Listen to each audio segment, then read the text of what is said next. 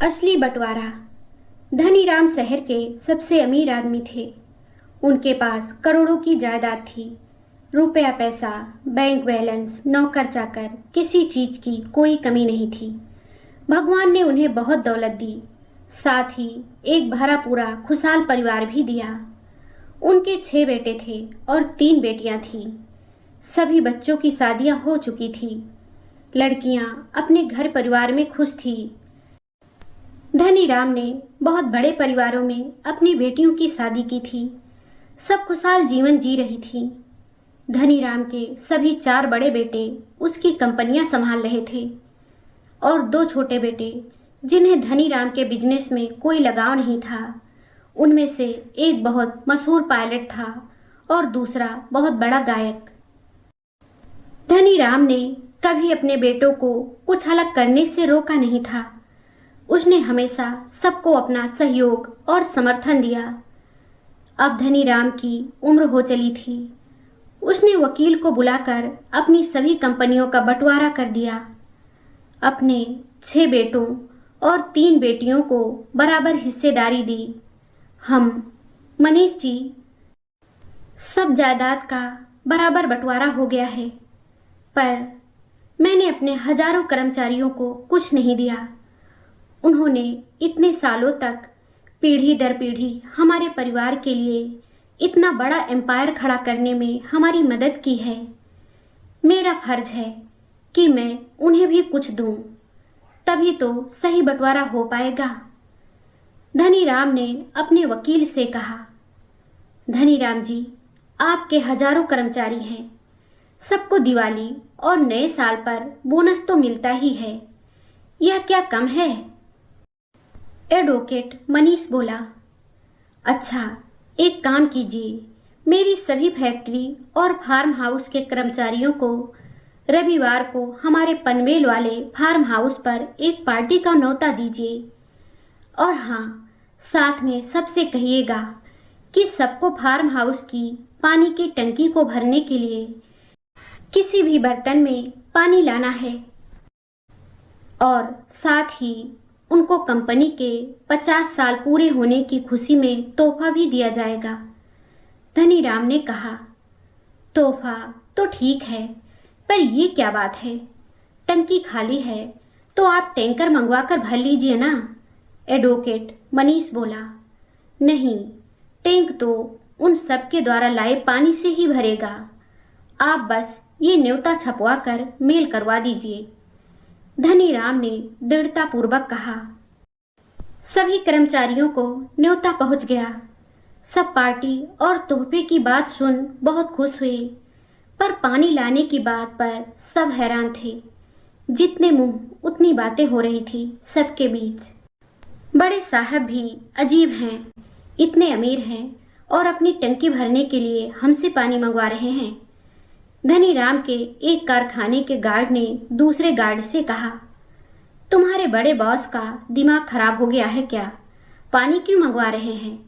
लगता है सठिया गए हैं।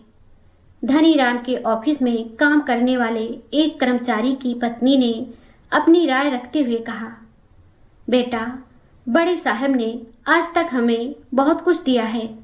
आज वो हमसे केवल थोड़ा सा पानी ही तो मांग रहे हैं। बड़े बर्तन में लेकर जाना तुम पानी। धनीराम की फैक्ट्री के रिटायर्ड मुलाजिम ने अपने बेटे से कहा, वैसे तोहफे में क्या देंगे बॉस? आई होप कुछ काम की चीज हो। एक महिला कर्मचारी ने दूसरी से कहा, हाँ, गले का सेट मिल जाए तो अच्छा रहेगा। वैसे भी कंपनी को 50 साल पूरे हो जाएंगे, इतना तो बनता है हम लोगों का। दूसरी कर्मचारी बोली। कुछ इसी तरह की बातें धनीराम की सभी फैक्ट्रियों और दफ्तरों में चल रही थी। ये बातें उनके बेटों के कानों तक भी पहुंची। वह तुरंत धनीराम के पास पहुंचे। ये क्या पिताजी, आप सभी कर्मचारियों को, फिर चाहे वो चपरासी हो या बड़ी पोस्ट पर, सबको एक साथ पार्टी में बुला रहे हैं? पिताजी, सबको उनकी हैसियत के हिसाब से रखना चाहिए, बड़ा बेटा बोला। और क्या पिताजी, भैया सही कह रहे हैं। साथ ही ये पानी लाने को क्यों कहा है आपने? ऑफिस में सब हंस रहे हैं, सबसे छोटा बेटा बोला। धनीराम हंसते हुए बोले, ये पार्टी मेरे सभी कर्मचारियों के लिए है और मेरे लिए कोई छोटा बड़ा नहीं है, समझे? और हाँ, तुम सबको इस पार्टी में शिरकत करने की ज़रूरत नहीं है, क्योंकि ये मैंने एक धन्यवाद के रूप में केवल अपने कर्मचारियों के लिए रखी है। और पानी क्यों मंगवाया ये बाद में पता लग जाएगा। आखिरकार पार्टी का दिन आ गया। लगभग सभी कर्मचारी परिवार समेत फार्म हाउस पहुंचे। वहां गेट पर ही एक बहुत बड़ा सा टैंक रखा था। सबको हिदायत दी गई कि वह जितना भी पानी लाए हैं वो उस टैंक में डाल दें और पानी के बर्तन को वहीं बने एक कमरे में अपने नाम की चिट डालकर छोड़ दें।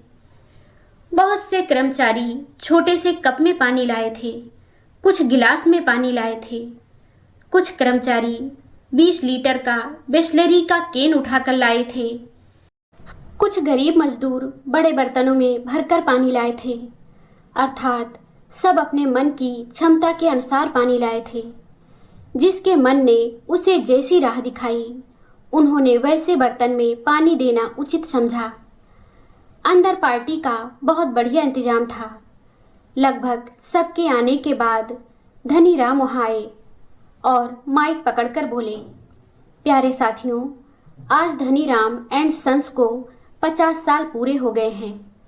इन 50 सालों में कंपनी ने अनेकों उतार चढ़ाव देखे हैं, पर मैं आप सबका शुक्रगुजार हूँ कि मुश्किल घड़ियों में आप सबके सहयोग से ही कंपनी उन सभी मुश्किलों का सामना कर पाई।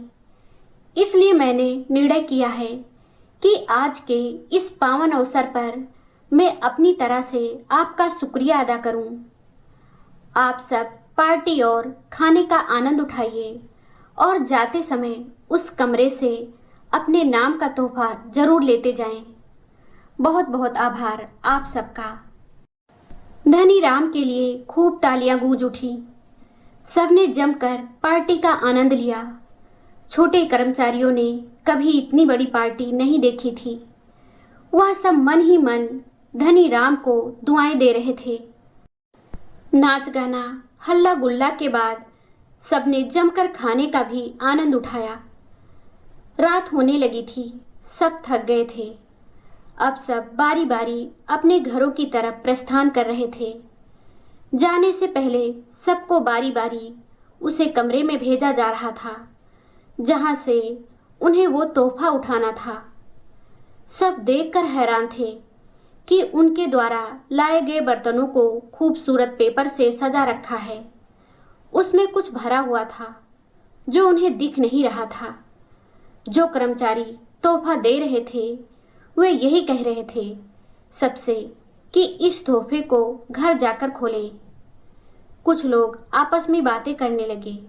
हमें तो लगा कि कुछ बढ़िया तोहफा होगा, पर ये तो हमारे ही बर्तन हमें वापस कर रहे हैं। ये क्या बात हुई भला? सब चुपचाप अपना लाया बर्तन उठाकर चल पड़े, पर सबके बर्तन में कुछ तो सामान भरा था, ये तय था। जब सब घर पहुंचे तो सबने उत्सुकतावश जल्दी से अपने बर्तन पर से मखमली चमकदार कपड़ा उतारा और अंदर देखा। कुछ कर्मचारी तो देखते ही बेहोश हो गए और कुछ खुशी से उछल पड़े। सबके लाए बर्तनों में धनीराम ने जेवरात और पैसे भर कर दिए थे। दरअसल धनीराम ने अपने परिवार से छिपाकर बहुत सा धन एकत्रित किया था जो उन्होंने बाहर के किसी देश के बैंक के लाकर में रखा था। अपने बच्चों में अपनी जायदाद का बंटवारा करने के बाद उन्हें एहसास हुआ कि आज वो यदि सफलता की ऊंचाइयों को छू पाया है तो वो केवल अपने कर्मचारियों की मेहनत की वजह से।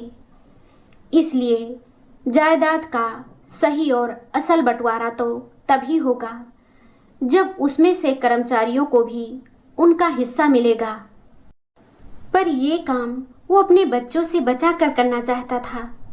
क्योंकि यदि उन्हें उसकी इस संपत्ति के बारे में पता चलता तो वो उसे ऐसा कभी नहीं करने देते। इसलिए इस बारे में केवल एडवोकेट मनीष और कुछ भरोसेमंद लोगों को ही पता था। सच में धनीराम जी, बंटवारा हो तो ऐसा हो।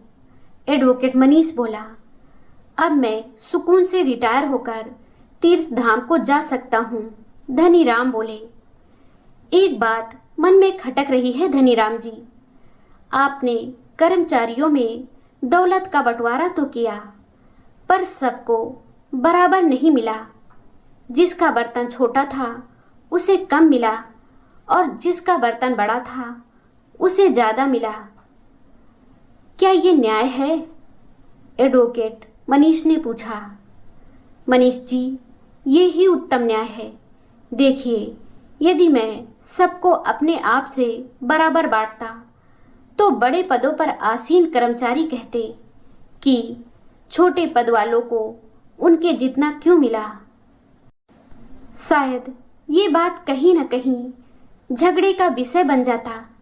धनीराम बोले, झगड़ा तो अभी हो सकता है, अभी भी तो किसी को ज़्यादा और किसी को कम मिला है। एडवोकेट मनीष ने आशंका जताई। धनीराम ने हंसते हुए उत्तर दिया, अब झगड़ा नहीं हो सकता, क्योंकि अब जिसे जो मिला, जितना मिला, ये उस व्यक्ति की किस्मत और उसकी सोच का फल था। जिसको कंपनी से और मुझसे जितना लगाव था वो उस हिसाब से मेरे लिए पानी लाया। जो बड़े बड़े भगोनों और बर्तनों में पानी लाए वो किसी डर या लालच के बदले में नहीं लाए, यह उनकी कंपनी के प्रति वफादारी थी। इसलिए उन्होंने बड़े बर्तनों में पानी लाना उचित समझा। वाह धनीराम जी, मान गए आपको। असली बंटवारा तो इसे कहते हैं। एडवोकेट मनीष धनीराम की सोच की प्रशंसा किए बिना ना रह सका। दोस्तों, इस कहानी से हमें यह सीख मिलती है कि जीवन में हमें वही मिलता है जो हमारी सोच, नियत और कर्म होते हैं। इंसान जैसा सोचता है और जितनी ईमानदारी वह लगन से देता है उसे उसी के अनुसार फल प्राप्त होता है। धनीराम ने यह सिखाया कि सच्ची कद्र और इनाम केवल पद या हैसियत से नहीं, बल्कि व्यक्ति की निष्ठा, वफादारी और योगदान से तय होता है। साथ ही यह कहानी हमें यह भी समझाती है कि दूसरों के प्रति आभार और न्यायपूर्ण व्यवहार ही सच्ची महानता की पहचान है। दोस्तों, यह कहानी आपको कैसी लगी हमें कमेंट करके ज़रूर बताएं। अगर आपको ये कहानी पसंद आई हो तो लाइक ज़रूर करें, शेयर करें और चैनल को सब्सक्राइब करना ना भूलें।